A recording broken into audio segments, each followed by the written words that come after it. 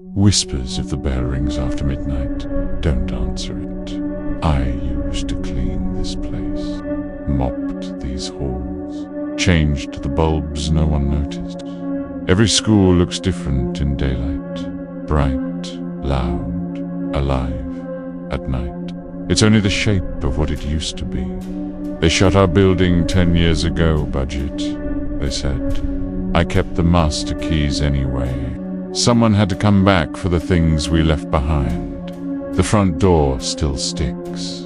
You lean your shoulder into the wood and the whole school sighs, like a sleeping animal you just woke the wrong way. Dust floats in the beam of my flashlight. It never lands.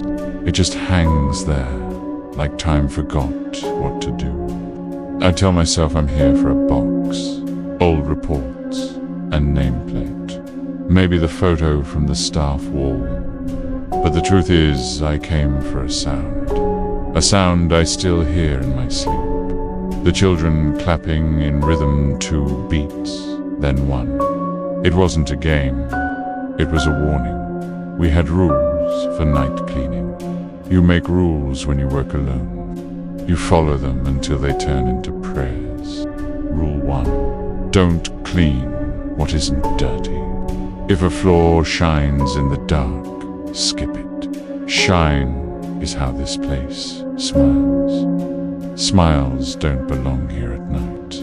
Rule 2. If a locker knocks from the inside, keep walking. The metal carries sound forever. If you open it, the sound has somewhere to go. You don't want it loose in the hall. Rule 3. Never read what's on the boards. Chalk keeps its memories. If the words weren't there at closing, they weren't meant for you. I pass the trophy case. The glass is cracked, but the dust is smooth. No finger marks. We had a boy who polished this every morning. Quiet kid. He said trophies were heavy, and that meant they were real. He stopped coming after the last day. Lots of things did. The clock in the lobby is still stuck at 3:12. The minute hand twitches when my light hits it. That twitch used to make me laugh. Tonight it looks like breathing. Every school has a classroom that doesn't make sense. Ours was classroom 9. It didn't go missing. It did the opposite. It kept showing up. When I started here, room 9 was on the 2nd floor. Then we moved apartments and room 9 was on the 1st. Then the science wing was built, and room 9 somehow had a sink. Same door, same shade of green. Different hallways, same number like the building refused to forget it. We wrote a rule for that, too. Rule 4. If you pass room 9 after dark, count your steps. 7 to reach it. 3 to pass it. Do not stop at the threshold.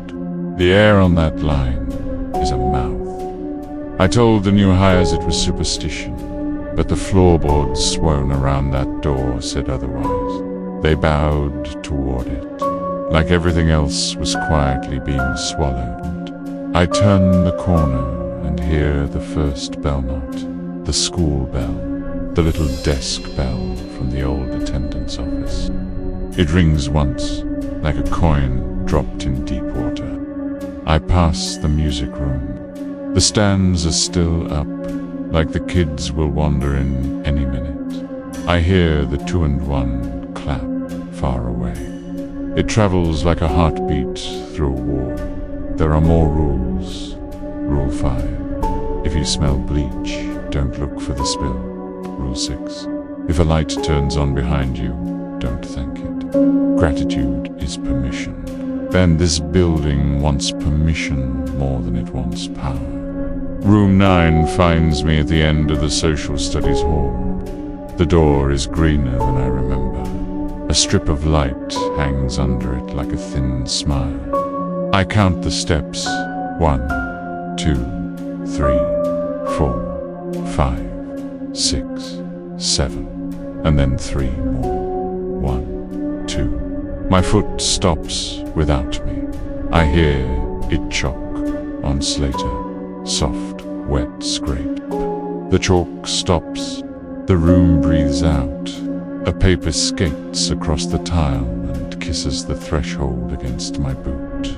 A permission slip. No names, no dates. I fold it and slide it back with my shoe. It slides farther than it should. A tiny rattle runs up the hinge, not metal teeth on a zipper. I step back.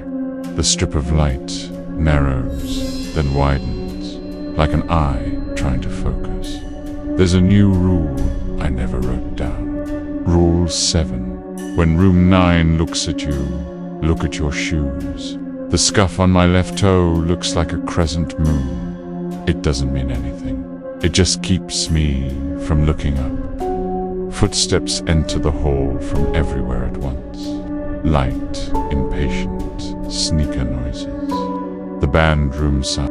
The clock decides to be 3:13. The 2 and 1 clap comes from inside room 9 now. It lands in my chest. It knocks once more for luck. I remember the night we made the last rule. As we turned off the lights, room 9 was at the end of every hall. We walked out together without looking back. We locked the school with room 9 standing on the inside of the glass. Now it's only me and the sound of chalk that hasn't touched a board in years. The rule I didn't tell the new hires is the one I learned tonight. If a place remembers you, it can ask you to stay. The strip of light under room 9 thins until it's a thread. Something drags a chair 1 inch. That inch says more than a mile ever could. I step backward 3 times, heel to toe. I do not turn. I do not look at the window where my face might be smiling without me. At the front door, I put the master keys down on the floor. You return keys when they've learned your name. The door still sticks. I lean my shoulder in, and the whole school exhales. Outside, the air is thinner, cleaner, less interested. I don't take anything with me. I walk to the road and wait for my breath to catch up. The wind slides through the chain link and makes the sound of clapping 2 beats, then 1. I tell myself it's only wind. It isn't, but the rule is simple. Don't answer. Whispers if the bell rings after midnight. Don't